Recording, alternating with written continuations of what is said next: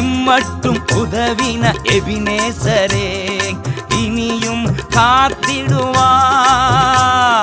உலகிலே இருக்கும் அவனை விட என் தேவன் பெரியவரே.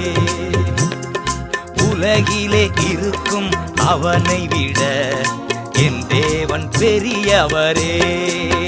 இரத்த கோட்டைக்குள்ளே நான் நுழைந்து விட்டேன், இனி எதுவும் அணுகாது, எந்த தீங்கும் தீண்டாது.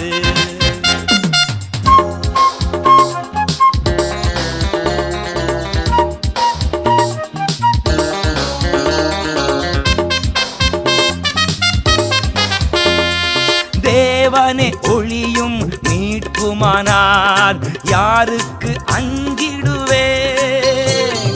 தேவனே ஒளியும் மீட்புமானார்